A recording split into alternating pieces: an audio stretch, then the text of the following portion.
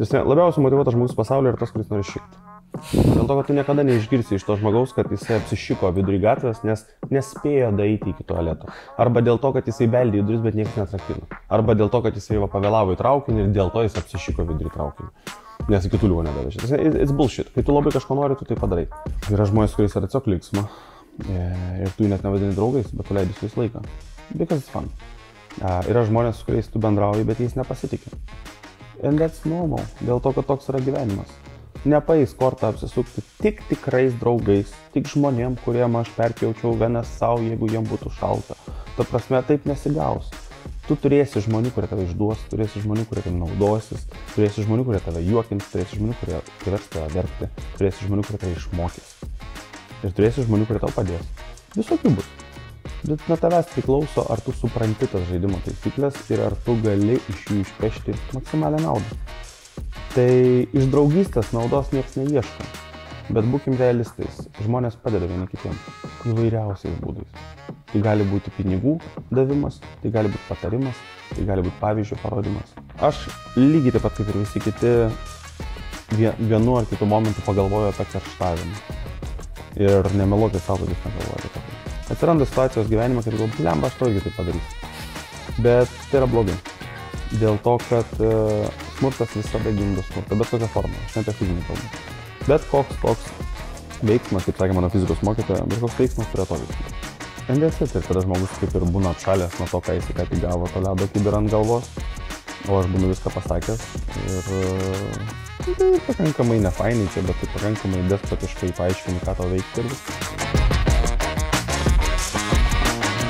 Aš visada podcast'o pradžioje papasakoju, kodėl pasikviečiau pašnekovą į podcast'ą. Tai labai noriu padėkoti, kad atėjai ir labai faina, kad tu toks kūrybiškas, charizmatiškas, įdomus, darai crazy dalykus. Man labai patinka, kad toks nestandartinis galbūt variantas, nors Lietuvoje čia gal jau ir standartas nusipirkti nekilnojamo turto Ispanijoje.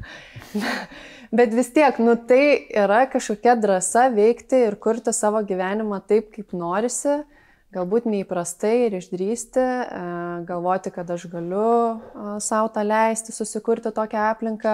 Tavo projektai yra originalūs, skirtingi, tiek NFT, skriptos sritis, dizainas, scenografijos, reklamos. Tos pačios reklamos man yra įkvėpimas, ant kiek jos būna įdomios ir įtraukiančios. Tai labai noriu pasikalbėti apie kūrybiškumą, originalumą ir kaip tu visą tai susikūrei. Gerai. Tai pirmas mano klausimas yra tas leidimas būti savimi. Kadangi mes gyvenam Lietuvoje, kur šiaip yra daug stereotipų, koks aš turiu būti, kaip aš turiu veikti, mes turim daug rėmų ir ribų patys savo. Tai kaip tu savo gyvenime leidai savo išbandyti kažką naujo ir išgirsti savo poreikius, ko aš noriu ir galbūt, nepaisant visuomenės to standarto. Mano viena draugė kaip tik prieš keletą dienų man pasakė labai gerą frazę apie visai kitą dalyką. Jis sako, modeliais netampama, mados modeliais, jais gimstama. Tu turi turėti tam tikrą sudėjimą, tipą, kas tuo metu yra madinga, aktualu podiumui. Tu turi turėti aišku ūgį, turi turėti charizmos, turi turėti drąsos, turi turėti stiprų charakterį, tai be galo sunkus darbas. Žmonės mano, kad tai yra tiesiog, paskambino, nuvežė brangų viešbutį, praėjai podiumų ir grįžai atgal su daug pinigų. Tai realybėje tai yra be galo daug streso, atsakomybės ir taip toliau. Tai aš labai atsargiai vertinu žodį talentas. Jis yra labai pareigojantis ir be galo nurašantis labai daug dalykų nuo žmogaus. Aš visą gyvenimą girdėjau, tu talentingas, tau lengva. Tik dėl to, kad aš lengviau arba greičiau prisitaikau prie situacijų arba sugebu iš jų rasti kažkokias, give or take creative išeitis, ir dabar jau tą monetizuoti kažkaip creativity. Tai visą laiką sakydavo, blemba, fine, Robka tai talentingas, jam labai čia viskas gerai gaunasi. Tai no shit, ta prasme taip nėra. Žmonės tikrai gauna tam tikrą set of skills, kurios tikriausiai gimsta su jais, galbūt paveldi iš savo tėvų. žinai, gal tai yra genetika, kaip akių spalva, kaip išvaizda tavo, tai galbūt ir gabumai kažkokie ateina. I have no idea, ir niekas tau neatsakys šitą klausimą. Bet sakyti, kad žmogus yra gabus, fine, bet sakyti, kad yra tiesiog talentingas and that's it, it's not fine. Tai iš esmės yra netgi įžeidimas. Tai jūs sakykit žmonėm, kad jie faini, talentingi, viskas yra gerai, bet jūs nenurašykit jų darbo, bemėgių naktų, pastangų tobulinti save, pastangų mokytis, išmokti įvairių dalykų. Tiesiog ant to, kad, matai, mergaitė graži, dėl to jie lengva gyvenime. Taip. Tai it's a bullshit. Taip nėra. Tai man kažkurio metu tiesiog gyvenime pakankamai anksti, aš pamenu, aš buvau mokykloje, sėdėjau prie suolo, mokiausi, buvo gal 6 klasė. Ir kažkaip tiesiog iš giedro dangaus mane nustrakino mintis, kad Robke, tu darysi dalykus, už kuriuos tave žinos žmonės, tikrai būsi kažkiek žinomas ir darysi taip, kaip tu nori tai daryti. It was just an idea, tiesiog iššovė man galvą, kažkaip paėmė ir idėją tuo metu. Aš puikiai pamenu šitą momentą, labai dažnai per intervus tai kartoju. Tai tiesiog kažkurio momentu supranti, kad aš tai gyvenu dėl savęs. Ir žmonės, dėl kurių aš po to galimai gyvensiu, tai yra partneris, vaikai, tėvai ir taip toliau, jie atsiranda eigoje mano gyvenime. Meilė tėvam, jinai turi užaugti, ne visi vaikai myli savo tėvus. Plus tu jų negali pasirinkti. Tai man pasisekė, aš turėjau nuostabius tėvus, kurie mane labai skatino ir turiu iki šiol jos. Tada tu surandi partnerį gyvenime, mano atveju, mano žmona, mes jau kartu 17 metų. Tai tu pasirenki pats, į ką tu investuoji save, į ką tu myli ir tada iš to labai greitai išplaukia, kaip tu tas savo ambicijas ir noras nori gyvendinti. Tai pirmas dalykas, ko reikia atsisakyti, tai yra tiesiog baimės. Nes susivokit su tuo, kad jūs visi mirsit ir aš mirsiu, ir tu mirsi, tai žiūrovai mirs, jų tėvai mirs. Ta prasme, the point is, kad ko čia bijot, kam save stabdyt, kam neleist savo bandyt, kai visi žino, kad baigsis lygiai taip pat. Tai taip pat demotyvuoja, nes kam tada stengtis, jeigu mirsim, žinai.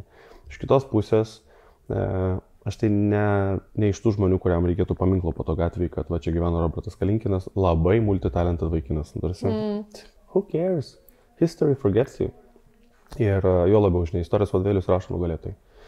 Tai aš daug mieliau bandysiu, klysiu, darysiu, nesiparindamas dėl to, ką žmonės apie mane galvoja ar sako, nes jau patikėk manim, per tiek metų, būnant kažkiek žinomų toje pačioje mūsų Lietuvoje, kas šiaip yra lašas jūroje, visi tą supranta, išpūstas burbulas, žinai, už Latvijos sienos nei manęs, nei Stonkos, nei ką nors kito nepažins.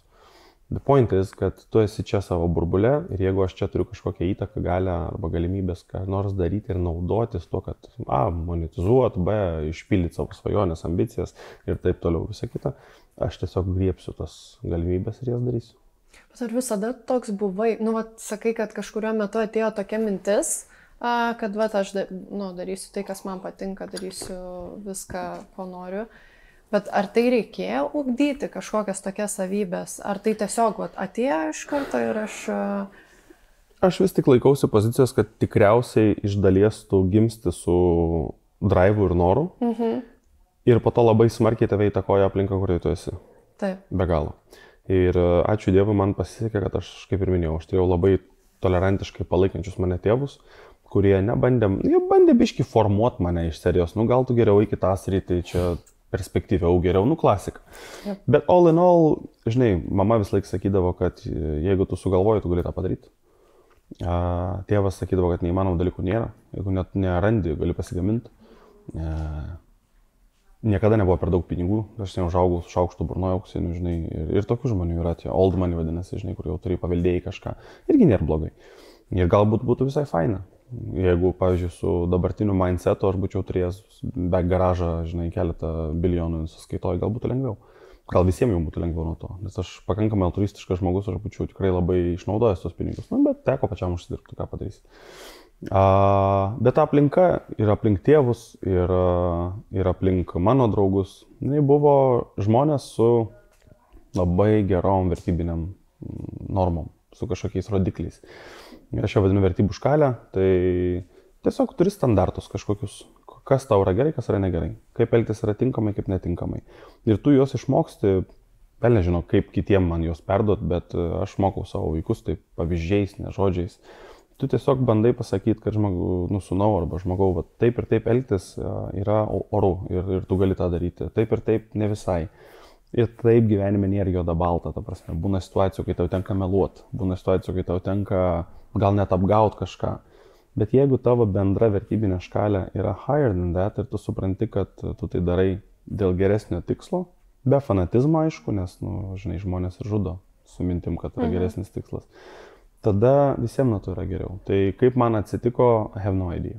Tiesiog draugai, tėvų draugai, įtaka, nuolatinis paskatinimas, tėvų draugai nuostabus žmonės, kurie turėjo daugiau galimybių negu mano tėvai, bet jie niekada negailėjo ant svetimų vaikų pinigų, kas mane išmokė suvokti du dalykus. Nėra svetimų vaikų, pirmas dalykas. Antras dalykas, pinigai nieko nereiškia. Žiauriai geras dalykas, nes aš negaliu pinigų nei ant savo draugų, nei ant savo šeimos, nei ant kažko kito. Išleisiu paskutinius centus, jeigu tik ir taip 1000 kartų yra buvę, bet ir šaibų viskas išleidau viską, nes ten pirkau kažkokias dovanas brangės. Yra kaip yra. Bet užtat man buvo fainai ir jiems bus fainai gauti kažką. Bet čia gal toks suvokimas padeda lengviau žiūrėti į projektų darimą ir tą savo karjerą drąsiau veikti, jeigu tu sugebi, žinai, pajausti tą, kad, aš neturiu pinigų, nesaugumo jausmą. Ir galiu išjudėti, tada ir kitaip vyksta, nežinai, daug žmonių tiesiog neišeina iš nemėgstamo darbo, nes ten bijo finansinės kažkokių... Žinai, yra tokių žmonių, bet man daug mieliau tikisi kitų žmonių projektais, prie kuriuo aš prisidedu, idėjom, svajonėm, kurias aš galiu padėti palaikyti, kai tie žmonės atėjo iš poor background. Iš neturėjimo pinigų. Žinai dėl ko, nes kai tai yra turtingų tėvų vaikai, vėlgi ne visi tikriausiai, negali visų šabloninti, bet dauguma jiem niekada neteks arba nėra tekę dirbti padavėjų, jiem niekada nėra tekę dirbti aptarnavimo sferoje, kur ant jų šauks, rėks, kur bus probleminės situacijos, kurie turės spręsti probleminės situacijos tų pačių turtingų kitų žmonių. Jie nebus dirbę viešbučiuose administracijoje naktį su girtų klientų, jie nebus dirbę kazinkiai prie padavėjų, mergina niekada nebus patyrusi ir daug dievė nieks nepatirtų jokio tipo žeminimo ir taip toliau. Prasme, tie žmonės, jie bus pamatę labai gerą gyvenimo pusę, kurią turi šaibų. Tie, kurie ateina su mintim ir norais, kurie iš esmės gyveno modest life arba turėjo, pavyzdžiui, mes turėjome tik tiek pinigų, kiek jų užtekdavo, tai nedaugiau.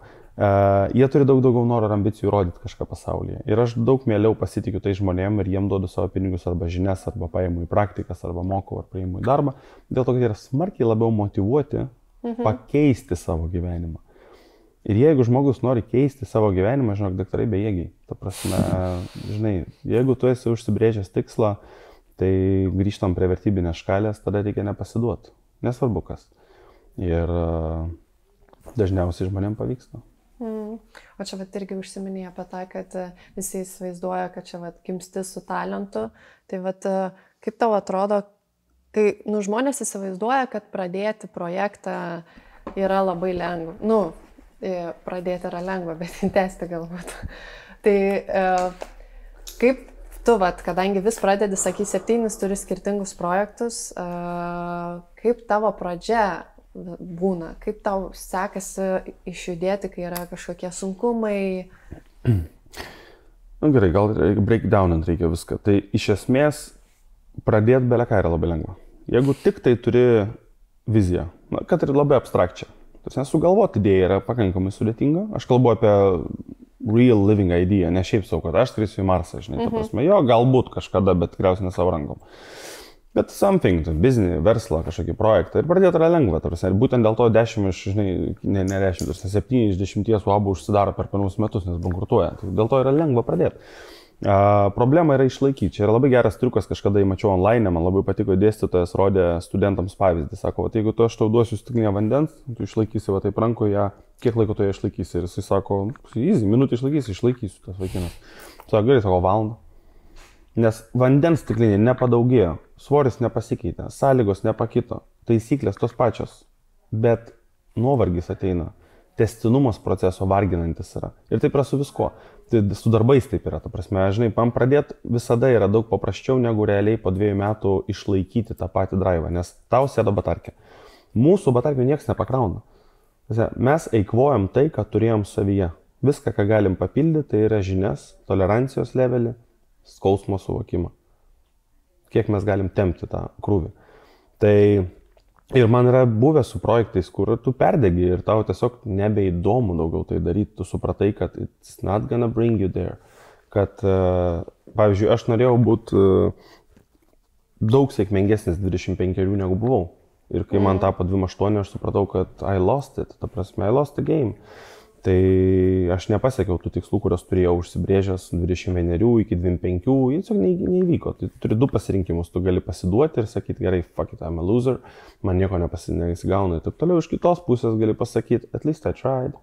Ir aš pabandžiau, jo, nepaėjo kortą, galbūt tam yra objektyvių paaiškinimų, galbūt nėra, galbūt buvo tinginys, arba atvirkščiai kortos taip sukrito, kad nepavyko, gal tai apgavo partneris ar dar kas nors, doesn't matter. Bet va toj vietoj svarbu yra nepamest savęs, nepamest to drivo, kad, nu tai gerai, tai šitas nepaėjo, dėk į stalčių, pradėk ką nors kitą. Why waste your life? O kaip tu padedi savo tose momentuose, kai būna sunku? Aš esu žmonių žmogus, to prasme, aš turiu būti aplinkoj. Jeigu aš užsidarau dienai, dviem, arba noriu pabūti vienas, tai reiškia izoliuoti save nuo žmonių, reiškia yra blogai.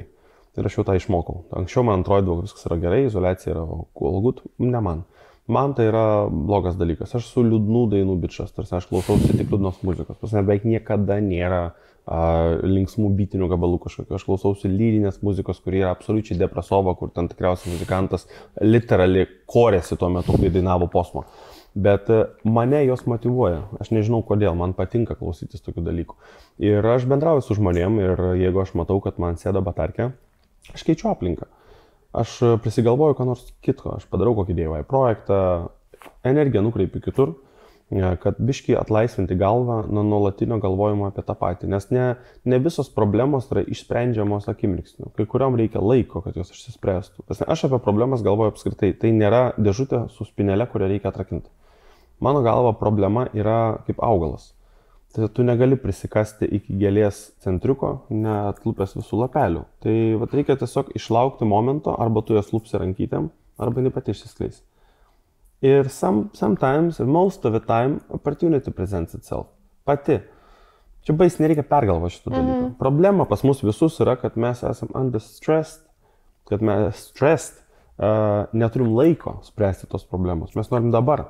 Nes jeigu aš dabar to nepadarau ir to negaunu užsakymų, va čia daug maž taip yra. Dizainė yra nulatos tas, kad gerai, mes turim užsakymą, sumokėsim $500,000 už tą ir už tą ir už tą. Aha, puiku, kada? Po savaitės. Bet mes dirbam, aš turiu kitų užsakymų, kurios turiu priduoti rytoj, po savaitės, aš negaliu paimti tavo problemos ir spręsti ją akimirksniu. Sako, nu tai nenoriu uždirbti, tada atitiuoju, einu pas tadą.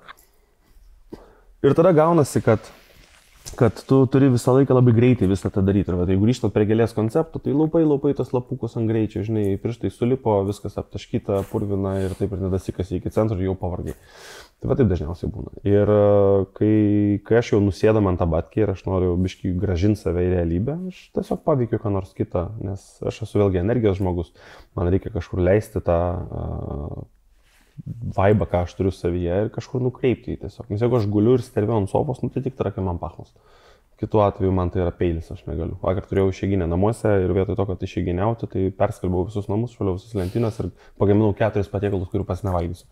Tai it's just as it is. Tau reikia daryti, ar ne, kažkokius dalykus. O irgi, užsiminėjau apie tas emocijas, ar yra panašiai ir su erzuliu, pykčiu ir nerimo jausmu, ką tu darai su tokiom emocijom?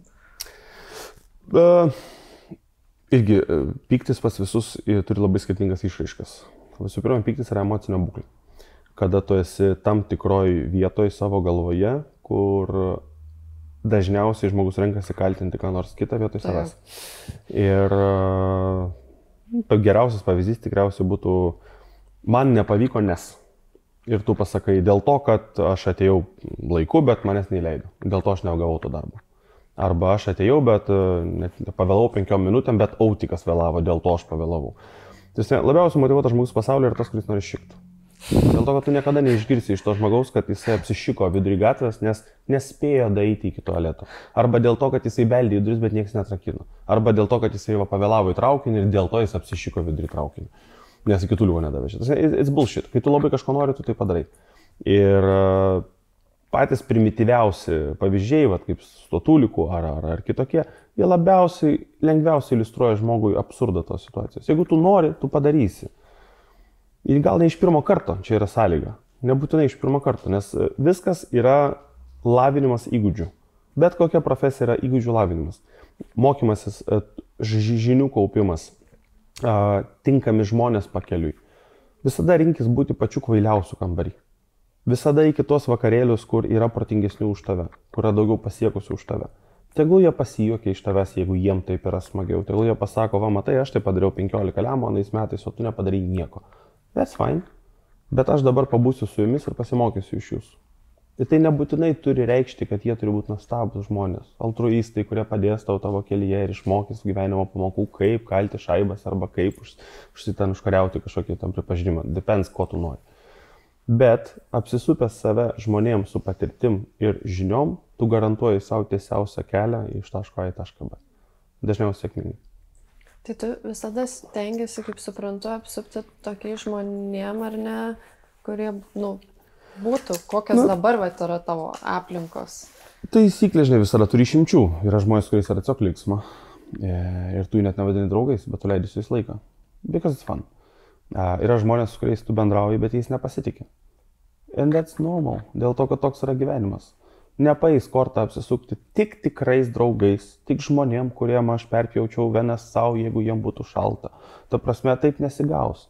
Tu turėsi žmonių, kurie tave išduos, turėsi žmonių, kurie tam naudosis, turėsi žmonių, kurie tave juokins, turėsi žmonių, kurie privers tave verkti, turėsi žmonių, kurie tave išmokys. Ir turėsi žmonių, kurie tau padės. Visokių bus. Bet nuo tavęs priklauso, ar tu supranti tas žaidimo taisyklės ir ar tu gali iš jų išpešti maksimalią naudą. Tai iš draugystės naudos nieks neieško, bet būkim realistais, žmonės padeda vieni kitiem įvairiausiais būdais. Tai gali būti pinigų davimas, tai gali būti patarimas, tai gali būti pavyzdžio parodimas, belekas. Tai mano ratas žmonių aplinkui, jis yra labai eklektiškas, aš turiu visus tuos, ką išvardinau. Aš turiu tuos, kurie manim naudojasi ir aš tai žinau. Ir jie tikriausiai tai žino. Niekas apie tai nešneka. Ir that's okay, kol aš leidžiu jiem melžtą kraują iš manęs, tegul melžia. Jeigu jiem taip reikia, gal jie kitaip nemoka. O ką tu iš jų gauni? Aš iš skirtingų. Iš kai kurių gaunu gerą laiko praleidimą. Iš kai kurių mokausi, kaip nenoriu elgtis. Okay. Iš kai kurių gaunu puikiausių pavyzdžių, kaip aš nenoriu, kad mano vaikai elgtųsi. Ir iš kai kurių atvirkščiai aš turiu ne draugus, bet žmonės, kurie duoda puikius patarimus. Yra pasiekę didelių dalykų, sukūrė ne vieną didžiulį verslą Lietuvoje, gavę apdovanojimų ir taip toliau. Ir mes skirtingose vandenyse. Aš jiem netoks įdomus, jie man įdomus yra, bet kažkoks vaibas yra, mes bendraujam. Ir atvirkščiai yra žmonių iš viso pasaulio, kurie irgi yra be galo turtingi žiniom, pinigais, verslais, darbais, kontaktais, you name it, beleko, čia ne tik apie pinigus yra. Žmonės tikriausiai labiausiai asocijuos su pinigais, bet doesn't matter. Bet tu su jais bendrauji, bandydamas išmokti įvairiausių dalykų. Tai kuo tu labiau išplėsi savo ratą, nes nebūtina kiekvieno žmogaus paversti husband and wife material arba friendship material. Nereikia to. Tau užtenka gyvenime kelių žmonių, su kuriais tu gali confident, kuriais tu pasitiki ir neabejotinai jie keisis per visą tavo gyvenimą. Apskritai iliuzija, kad tu turėsi vieną draugą for life, žinai, man atrodo 6 klasės vaibas ir tipo, get a grip. Žmonėm keičiasi viskas, mažiausiai kas pasikeis politiniai požiūriai. Bet čia, žinai, yra tas, kaip tu sakai, įpratimas ir baimė, kad prarasi savo ten geriausius draugus iš vaikystės. Jo, taip skamba bet ar tu kada nors esi patyręs tokį gedulą, kad baigėsi mūsų kelias, nes mes tiesiog nesutarėm, ar mūsų gyvenimo keliai visai skirtingi, nebeturime apie ką kalbėti. Tai čia skirtingi dalykai, žinok. Nesutarėm yra visada a door bandyti surasti.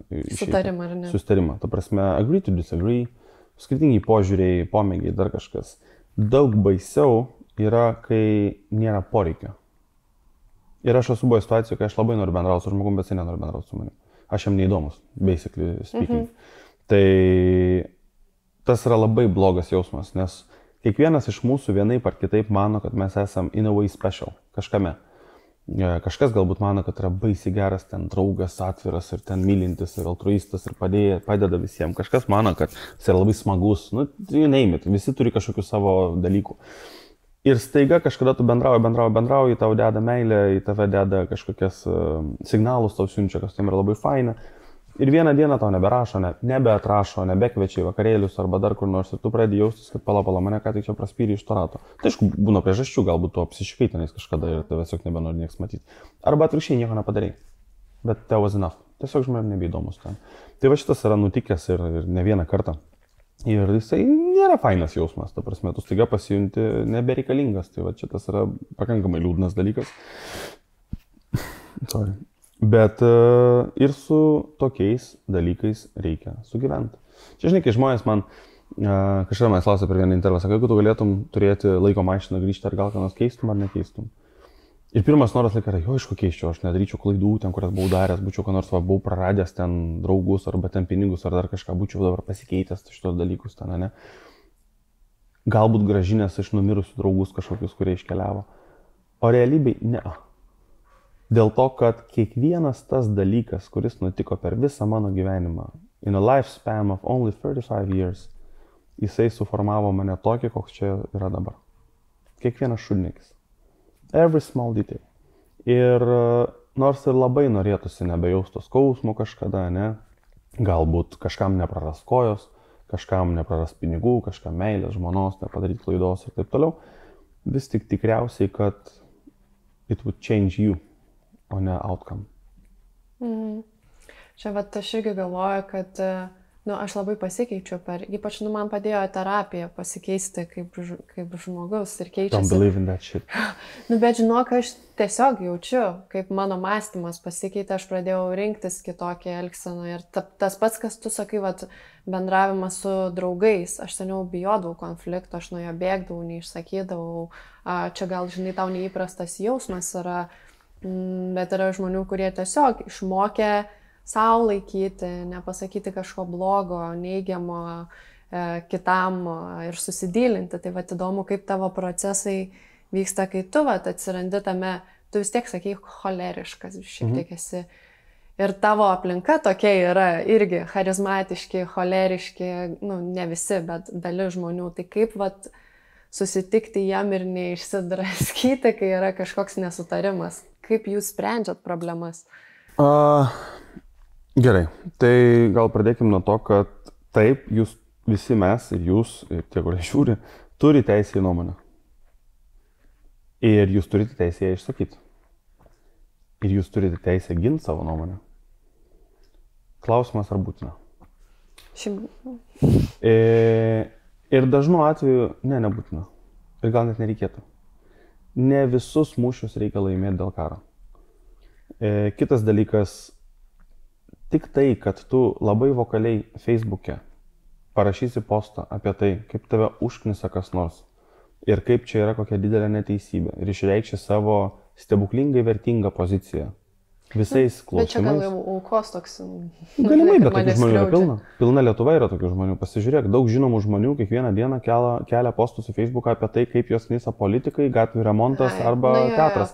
The point is, kad staiga tu tampi visko ekspertų ir tu turi apie viską nuomonę. Tai that's good, turėk tą nuomonę. Bet ar būtina yra su ją dalintis su kitais, tai čia Facebookas yra pavyzdys. Aš galiu su tam dalinti savo nuomonę ir aiškinti tau vieną savo tiesą, tu kitą.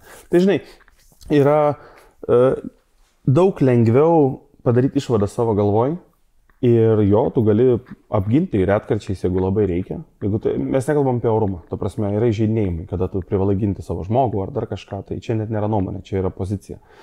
Bet yra dalykai, kur, tai gerai išgirdau, tau nepatinka, man patinka, matau, kad konfliktinė situacija, gal neverta veltis.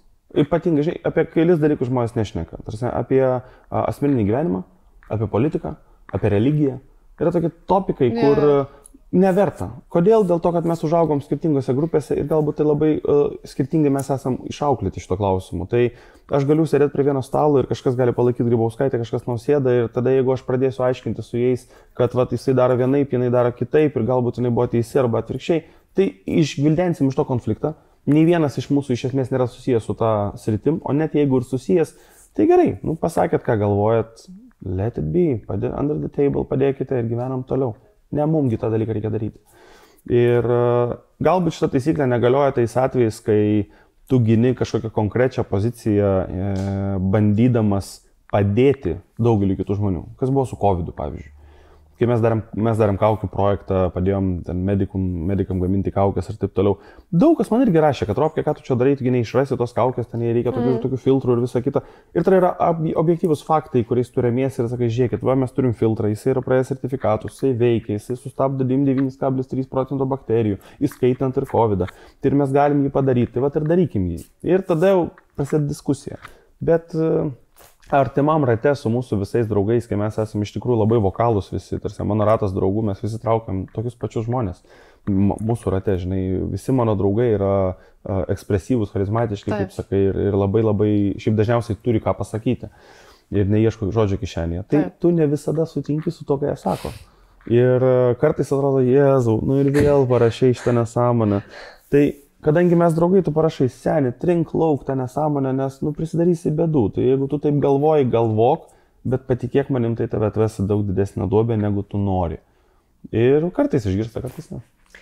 Jo, čia toksai gal viešas, aš turėjau menį apie santykį jau artimesnį tarp draugų, tarp, santykėje su Agne, kur yra ta, žinai, kad vis tiek tau rūpi neįskaudinti žmogų, bet rūpi ir savo kažkokia tai pozicija. Ten vis tiek būna tas pats komandoj bendradarbiavimo kažkokio. Gerai, tai tada kitaip elgiesi.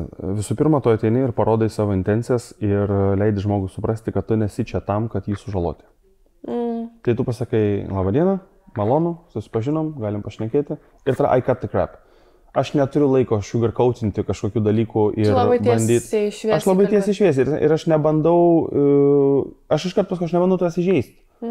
Bet jeigu tu nori kažką, kad aš to pasakyčiau, arba mes turime situaciją, kurioje aš turiu pasisakyti, apginti save arba apginti poziciją, sprendimą, dėl ko aš taip pasielgiau ir taip toliau, aš pasakysiu taip, kaip yra. Ir in a manner of speaking, jeigu tu įsižeisi, I don't give a fuck about that, tu suaugęs žmogus, deal with it. Jo, tai yra tam tikra mano pozicija, bet momentas, kuris yra šitoje vietoje svarbus, ateik ir nepaaiškink, o leis žmogui suprasti, kad you come from a place of peace and love ir visa kita, tu nenori jo įžeisti. Tai nėra tavo intencija, nes jeigu aš norėčiau įžeisti, tikriausiai tu verktum kampe. Visi mes sugebam skaudinti kitus. Bet jeigu tau tiesiog nepatinka tai, ką aš tau sakau ir mano žodžiai tau yra įžeidžiantis, I'm sorry for that, but honestly, I don't give a fuck about it. Išsispręsk pati su savim. Norėjai nuomonės, gavai nuomonę. Nenorėjai, man teko ją pasakyti. Išprovokavai mane tikriausiai dėl to, arba aš turėjau priežastį tai padaryti. Mūsų namie, pavyzdžiui, su Agne, mes labai seniai esam kartu išmokę gyvenimo pamokas tarpusavyje, nieks nieko nebevinioja į vatą. Šūdas yra šūdas. Kam jį vinioti į kažką gražesnio, tu prasme, lakmuso popierėlį? What's the difference? Jis vis tiek dvoks, arba anksčiau ar vėliau išpakavęs tą dėžę, tu vis tiek rasi tą patį šūdą. Tai kam? Neatidėliokit šitų dalykų, spręskit jos vietą iš karto. Taip pat dabar apie Agnę užsiminiai, kaip tu stiprini tą ryšį, tą kitą pusę, žinai, nes aš žinau, esu mačius ten ir iš tavo storių, ir ten rašteliai, ir dovanos, ir staigmenos, ir panašiai. Vat, kaip tu manai, kas labiausiai veikia tą ryšio stiprinimą, nes jūs ir dirbat kartu ir tiek daug yra, žinai, bendrumo? Nėra atsakymai tokį klausimą, yra tik tai tikriausiai smulkus patarimai iš patirties. Tai visų pirma, jūs turite būti gerais draugais. Ir neveikia santokos iš reikalo, neveikia susitarimai, nes anksčiau ir vėliau atsiranda daug geresnis dylas ant stalo. Ir jeigu neatsirado, atsiras. Bet jūs turi būti gerais draugais. Ką reiškia draugystė? Draugystė yra totalus pasitikėjimas vienas kitu. Besąlygiška meilė vienas kitam. Tai yra tada, kai tu iš žmogaus nesitikį nieko atgauti mainais. Tu jam tik duodi. Ir kai atgauni mainais, tau yra malonu ir faina, ir apsidžiaugi tuo, pasijauti vertintas, mylimas ir taip toliau. Tai tu keitiesi tais mažais tokens of love, kažkokiais ženklais ir nuolatos primeni vienas kitam. Ir primint yra būtina. Nėra savaime suprantamų dalykų jau šiame pasaulyje. Žmonės pamiršta šitos dalykus. Santokos atšala dėl to, kad vyras po 10 metų santokos neberodo savo žmonai to paties dėmesio, kurį rodė, kai jie pirmą kartą susipažino pirmą mėnesį. Nes tada jisai pardavinėjo save. O dabar jau nėra ką pardavinėti. Tu mane pažįsti, viskas gerai, tai neneš tau gėlių, nu tai o kam tos gėlės, taigi žinai, kad tai myliu. Tai ne, žinok, reikia priminti. Ir mano šiaip suvokimų gėlės yra labiausiai pervertinta dovana, ta prasme, jos nuvysta labai greitai, daugiau vargo negu naudos. Bet it's a small sign. Tai yra lengvas, mano gyvenime, tai yra parodimas, kad man nerūpi, kad ta puokštė dabar kainuoja 7-5 eurus. Nepaisant, ar tu gali tą leisti ar ne. Nerūpi, kad nenuvys po 3 dienų. I don't care.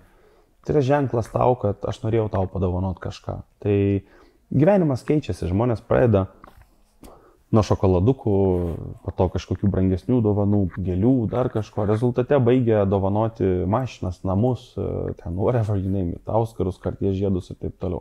Visi daro, kaip jie nori daryti. Esmė ne kainai, esmė ne piniguose.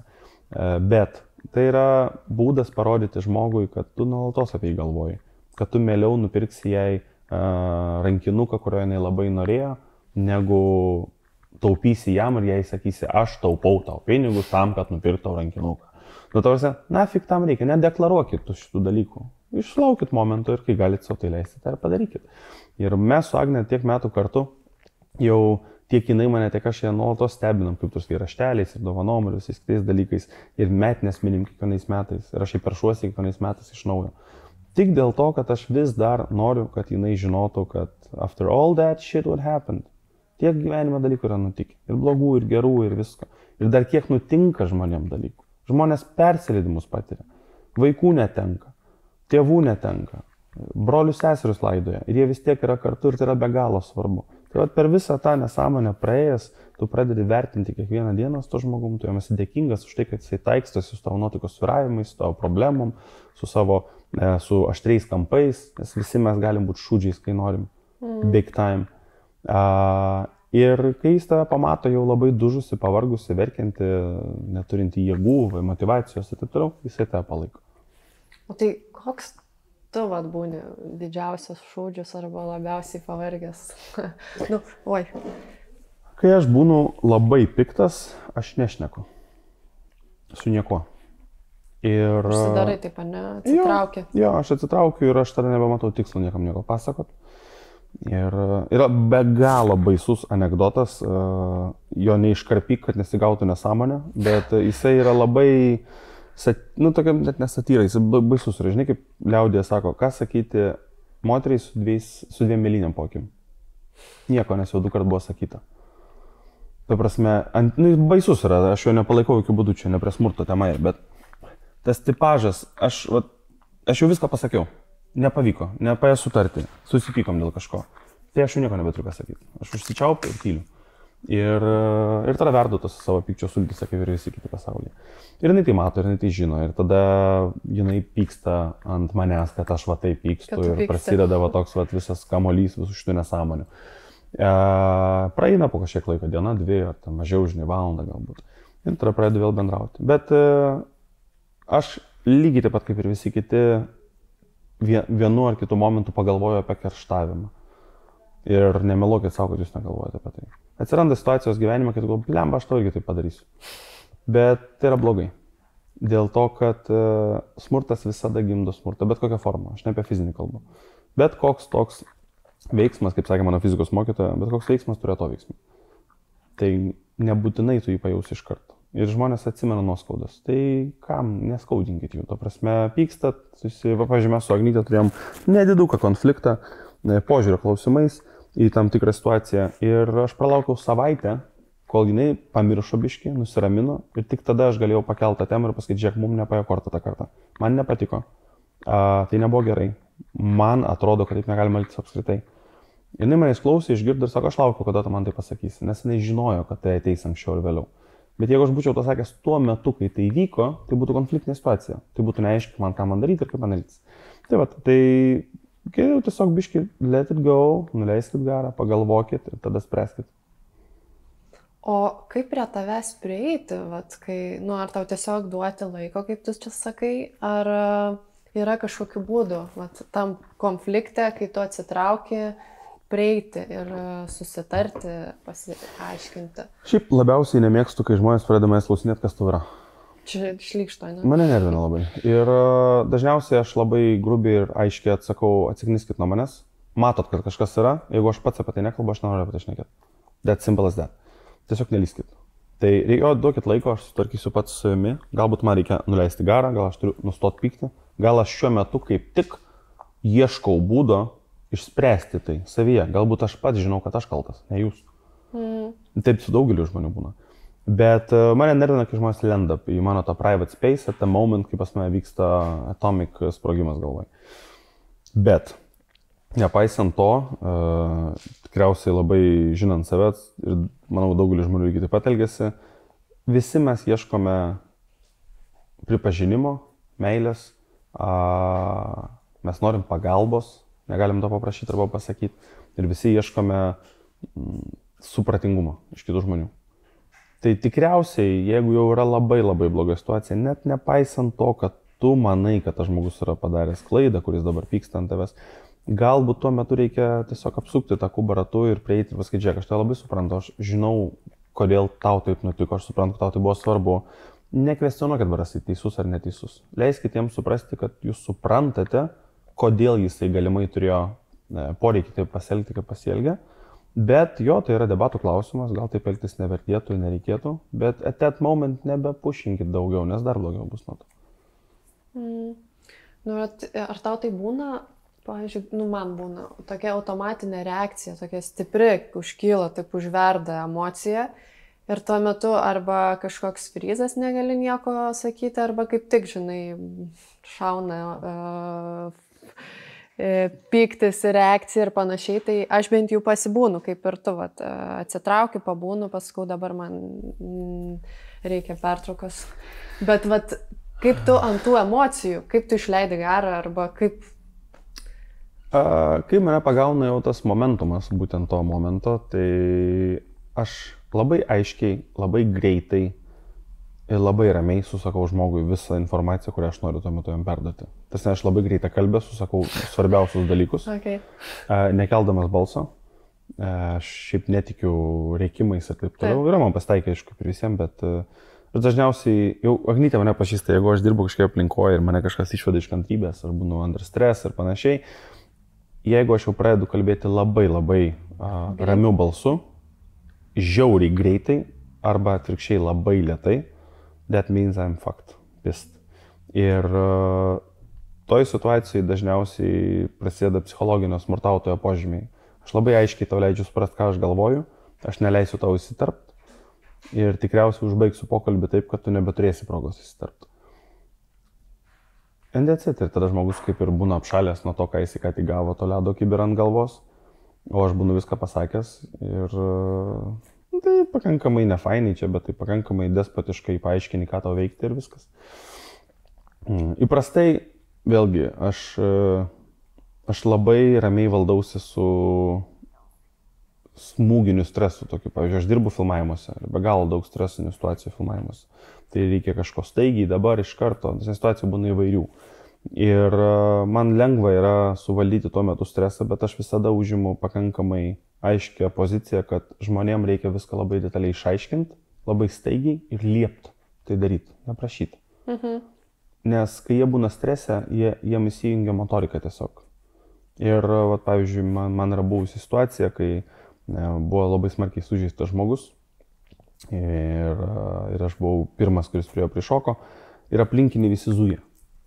Ir jie nežino, ką čia daryti, kas kviečia policiją, kas kviečia greitąją, kas ieško binto, kas kažką taip ir taip toliau daro. Tai tada labai apsimoka labai šaltais nervais pasakyti, tu bėgi popieriaus, tu bėgi pleistro, tu skambini mentam, tu skambini medikam, tu stovi žiūri, tu laikai galvą, tu valai kraują. Ir tu padalini tas atsakomybės. Ir tie žmonės taiga pradeda tavęs klausyti, nepaisant koks jų socialinis sluoksnis. Nebepanikuoja, ar ne? Jie gavo užduotį, jie sukoncentravo, man pasakė daryti. Aš esu kažkada, žinok, tokia situacija papuolęs, kur buvo irgi begalės kraujo ir labai nefaina situacija, bet aš supratau, kad nieks nieko čia nebežino, ką daryti. Ir vienintelis dalykas, kaip aš galėjau suvaldyti situaciją, aš sakau, chill, aš baigiau mediciną, aš žinau, ką daryti. Ir jie visi, ką daryti? Sakau, tu neš man tą, tu man neš tą, tu man ledo atnešk. Ir visi pradeda tai daryti, nes jie staiga įtikėjo, kad tu žinai geriau negu jie. Bet man tiesiog tuo metu reikėjo šito. Nes tai nebuvo mirtina situacija. Jis galėjo baigtis liūdnai. Bet kraujo daugiau, baimės akis didelės, žmonės išsigandė. Tai va taip staigiai sukaišė šitos dalykus. Žmonės gavo užduotį, jie sukoncentravo, susifokusavo į vieną dalyką. Aš bėgu pleistro. That's it. Čia yra mano burna, aš valgau. Antiek paprasta. Tai va tokiose situacijose tas, žinai, lengvas psychotic, kaip čia vadinasi, manipuliavimas labai praverčia. Tai vat irgi įdomu, žinai, organizacijose dažnai ten, kai vyksta mokymai ir sako, ten despotizmas yra galbūt neigiamumas, konkurencija, dar kažkas, žinai, turi, kai kurie žodžiai, manipulacijos turi neigiamą pusę. Ką girdžiu, ką tu sakai, kad tai turi ir gerą pusę ir aš visiškai, žinai, pritariu, bet kaip va, tokiam žmogui, kuris turi power, teisingai išnaudoti. Spider-Manas. Pirmas filmas. Geriausia frazė ever. With great power comes great responsibility.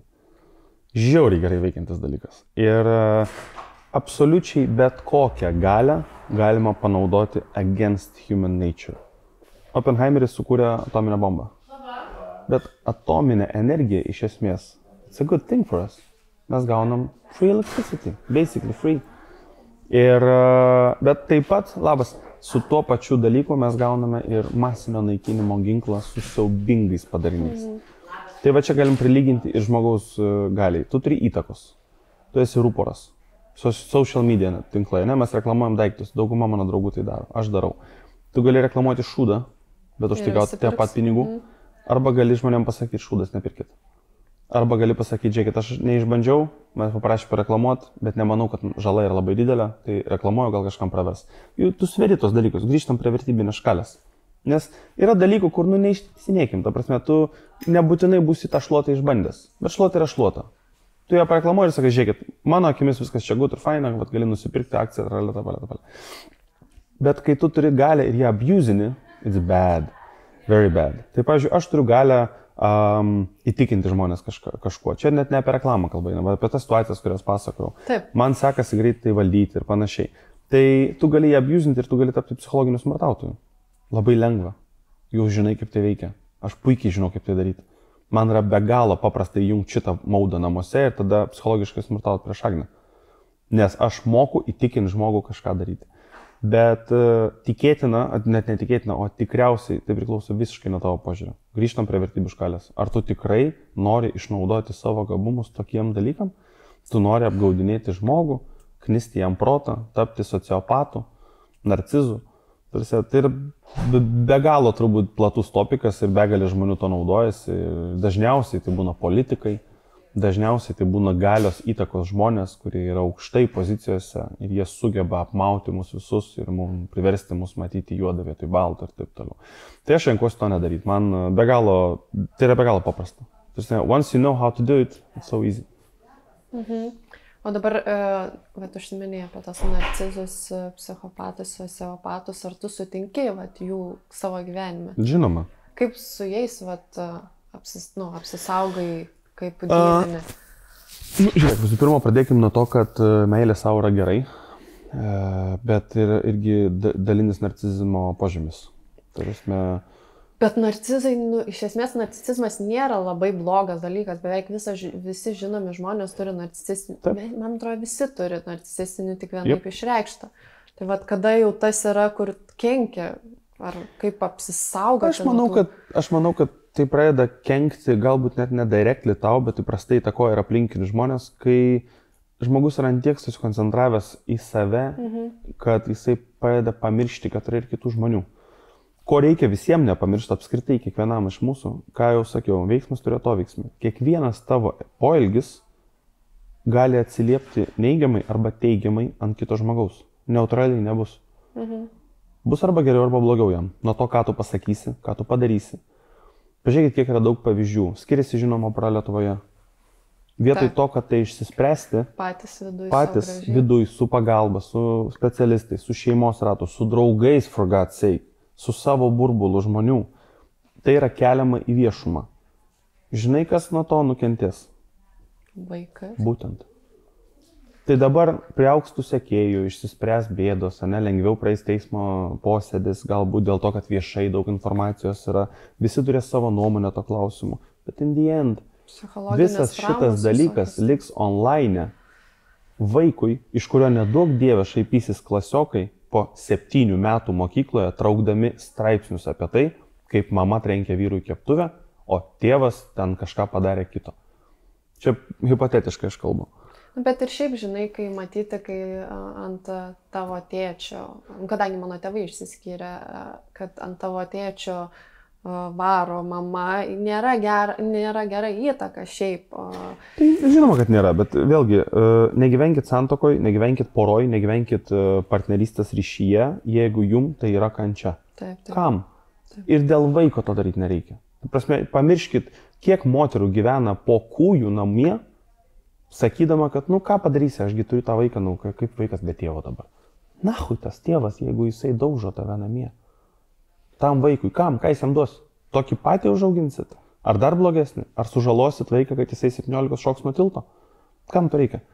Tai geriau išsiskirkit, tik tai padarykit tai maksimaliai oriai, kiek yra įmanoma. Jeigu neįmanoma ir nevyksta reikalai, jūs esate susipykę, aš viską suprantu, žmonės turi skirtingas ambicijas, skirtingi požiūriai į dalykus. Ne visada įmanoma yra išeiti iš tos pačios valties sausom. Taip įvyko, bet aš turiu begalės daug pažįstamų ir porų, kurie turi klaikiai konfliktiškas skyrybas.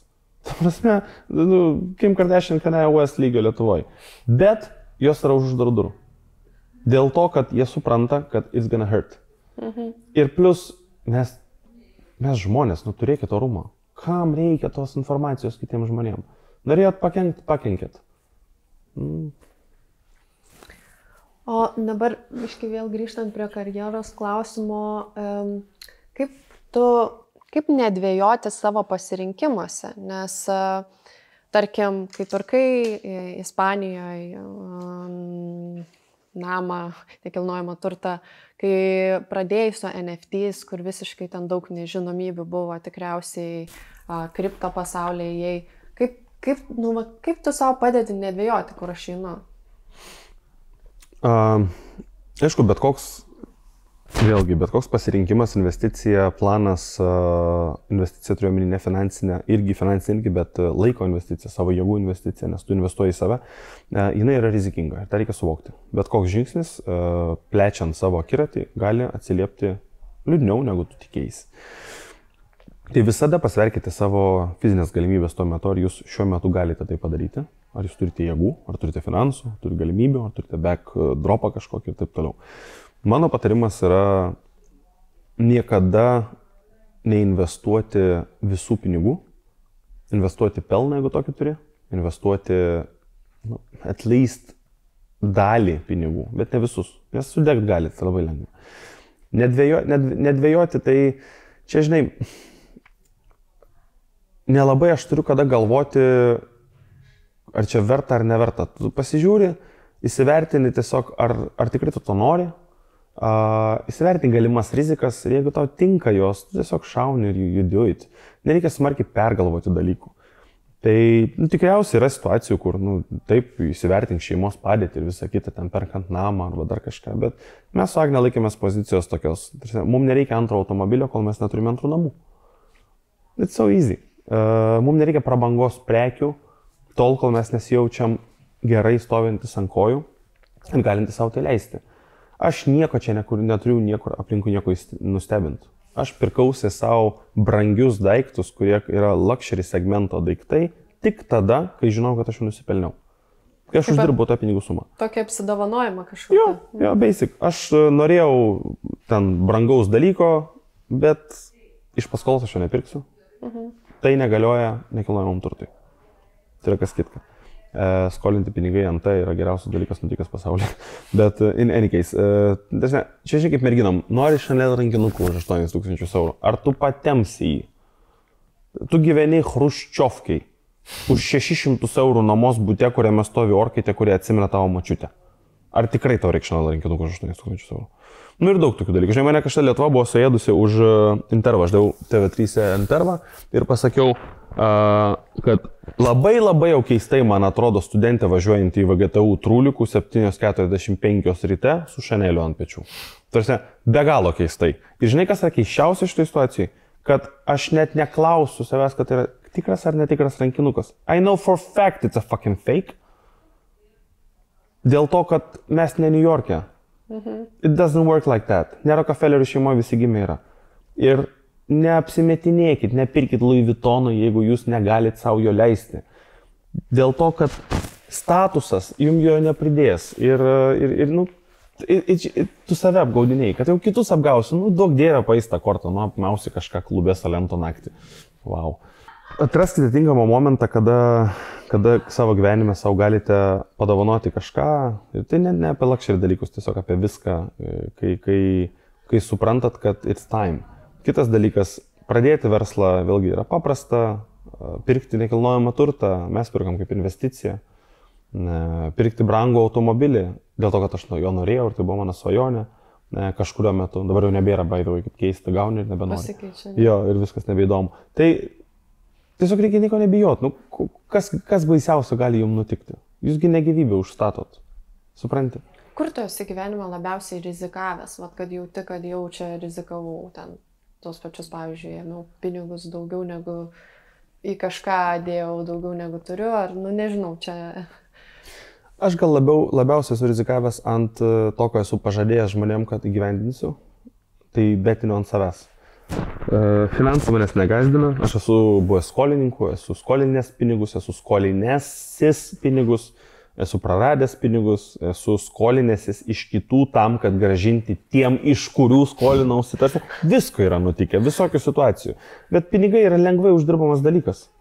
Kodėl sakau lengvai? Dėl to, kad pačioj pradžioj atrodo, blemba, aš neturiu šaib, ką man čia daryti. Visada gali įsidarbinti statybininku. Visada gali tampyti betoną. Jo, sumos bus mažas, bet you can earn the money. Tu tiesiog norėk dirbti. Yra būdų, kaip jas užsidirbti. Of course, visi mes norime Twitterio co-founderiais būti. I get it. Visi norime gauti dividendų po 1,5 lemo per metus. I get it. Nori mėgstamą darbą dirbti. Taip, bet būkim bėdini, bet teisingi. Blogiausiu atveju gatvės irgi iššluosi ir gausi atlyginimą. Blogiausiu atveju. Ir nieko baisaus nėra, absoliučiai nieko baisaus nėra downgradinti save tam tikrose dalykuose. Tu esi kažką tokio patyręs? Downgrade arba dirbęs tik tiesiog dėl pinigų kažką... Jo, žinoma, daug kartų. Aš kartais apsiėmė daryti projektus, kurių visiškai nenori daryti tik dėl to, kad tau trūksta pinigų. Tau reikia jų uždirbti kažkam. Tai aš esu daręs ir instaliacijas, ir statęs dekoracijas labai neįdomiom reklamom. Tik dėl to, kad, tą mėnesį aš turėjau, remontuoti namų stogą, man trūko pinigų ir aš būčiau uždirbęs dar 2 štukas. I'll do the job.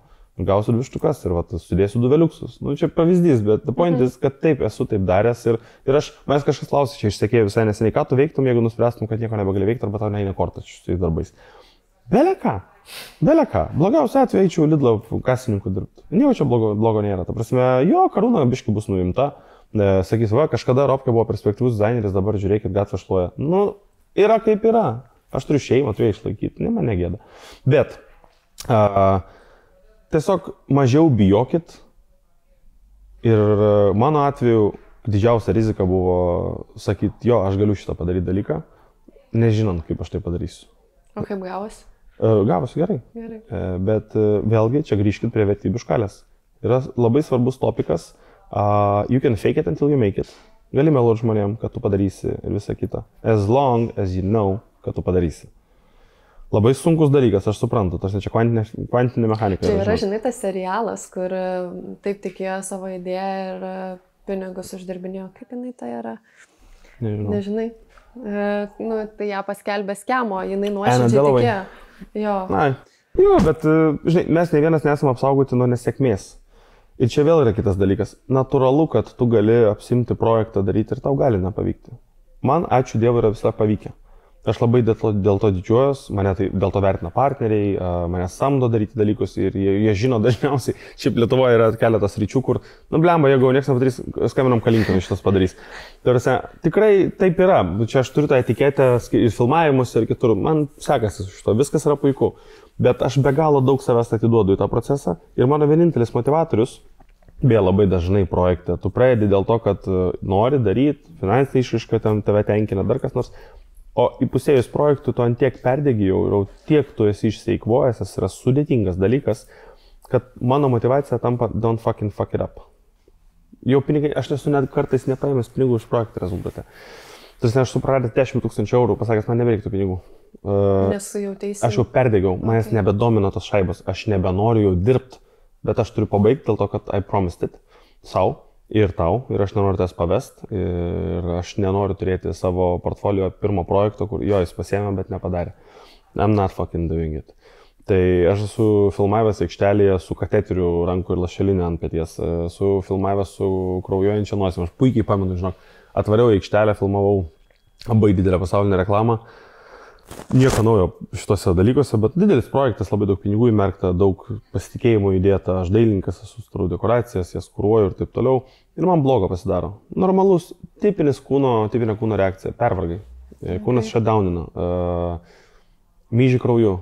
Trėdi, nevalgai, pykina ir, žodžiu, rezultate dehidratacija bloga, viskas, nosis bėga kraujas iš nosies, ten belekas, kas tik gali, vyksta ten.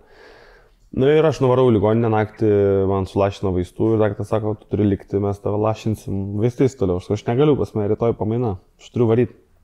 Na ir tiesiog, kas tas daktaras, žinai, pasakė, aš varau, vertinu, kiek aš galiu patempti. Nu ir aš to aikštelėje. Ir vasarečio kateteris įdėtas žuvintuota ranka. Mes šnekamės, tai režisierius ir prieina bičas, sako, you're bleeding. Aš what? Sako, you're bleeding. Aš nuleidžiu galvą žemyn, kateteris yra trūkęs ir aš stoju kraujo baloj. Čia pusę litro gal kraujo aplink mano kojas. Ir aš taip, okay, I'm gonna clean it up, žinai, kateterį užspaudė ir viskas. Tai... Tavęs neišvarė iš... Ne, aš nebūčiau, mes nebūtų išvarę. Aš... Čia skamba juokingai, čia nėra ko didžiuotis iš tikrųjų. Aš tai didžiuoju savim, kad aš turėjau jėgų ir noro ir drivo. Čia visi tą mato, žinai, plus aš liūtas, man patinka iššūkiai.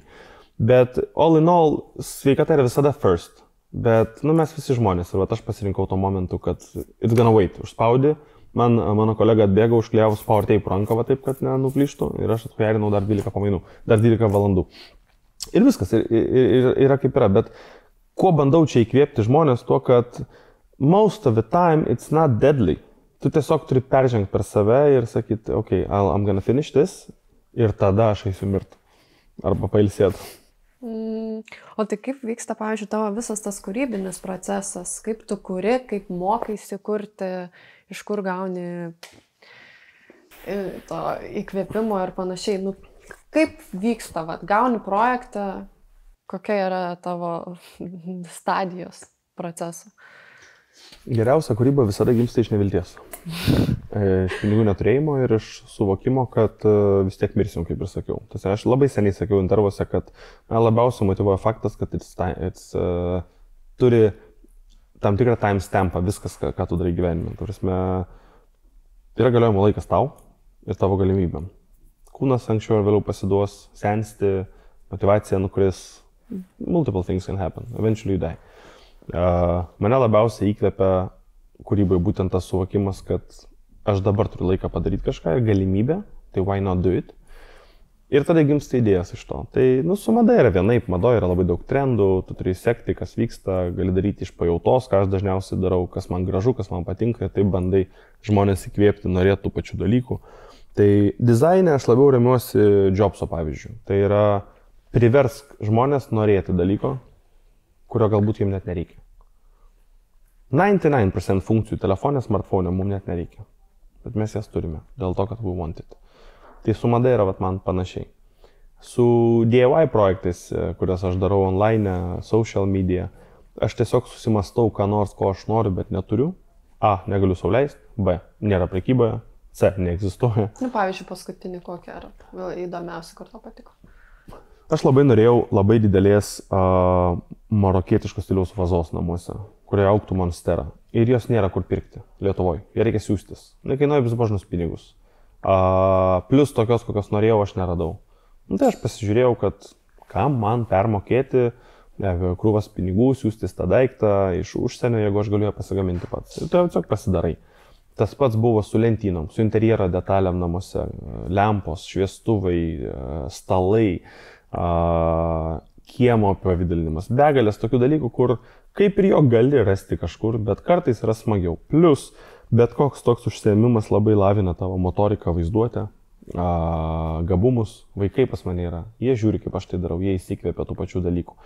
Nes nepatikėsit, bet paprastas žaidimas su Lego konstruktorium vaikystėje, kurį man tėvai pirko iš paskutinių pinigų, mane išmokė ne tik pagrindų konstravimo, bet ir taip pat suformavo mano labai kritinį loginį mąstymą apie viską. Visus pardės interjerus aš su pats po to daręs, kai kurias statęs priepirčius, pirtis, padėjęs stogą namui dengti. Visa tai atėjo dėl to, kad tu po biškį Lego supranti, kaip veikia fizika, kas yra gravitacija, kas yra medžiagos atsparumas. Begalės dalykų. Čia pavyzdys yra, bet labai smulkus dalykai suformuoja tave.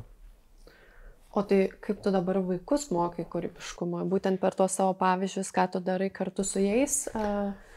Aš vaikam bandau perteikti tai, ką man sakė mano mama, kad viską, ką tu gali sugalvoti, tu gali įgyvendinti. Vaikam visada sakau, kad jie gali absoliučiai viską, ką tik tai nori. Bet nenoriu sukurti jiem įspūdžio, kad jie yra special. Because they're not. Ir yra labai sunku tą suvokti, bet visiems mūsų vaikai yra nuostabiausi, bet grįžkime atgal ir prisiminkim, nėra svetimų vaikų. Ir kitas dalykas,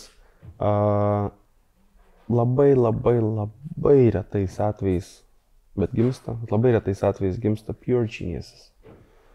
Vaikai, kurie yra tikriausiai apdovanoti gamtos iš viršaus. Vaikai, kurie sugeba galvoje dauginti 6 ženklius skaičius greičiau negu tai daro kalkuliatorius. Vaikai, kurie turi nerealų muzikos pajutimą, spalvų pajutimą ir taip toliau. Jų yra be galo mažai. Ir most of the kids I know, they're not those kids. Jie netokie. Jie yra puikus, nuostabus, gabus, kaip ir mano vaikai. Bet jie neturi ryškiai išreikšto konkretaus talento kažkame. Kažkokio vieno gabumo, kuris matosi, kokia ideali klausa. Žinai, kaip būna, 4 metų vaikas atėjo, dainuoja geriau negu Adelė ant scenos. Taip nėra. Ir aš jiems tiesiog bandau parodyti ir pasakyti, kad you're not special, you're amazing. Tiesiog in your own way. Ir visko, ko tau reikia, tai tau reikia dėti pastangas į save ir tobulinti save tol, kol tu atrasi, kuri vaga yra tau priimtiniausia, geriausia, kuriai tau lengviausia plaukiasi ir panašiai. Iššūkių reikia visą laiką, nes raumenys auga sportuojant, nesėdint.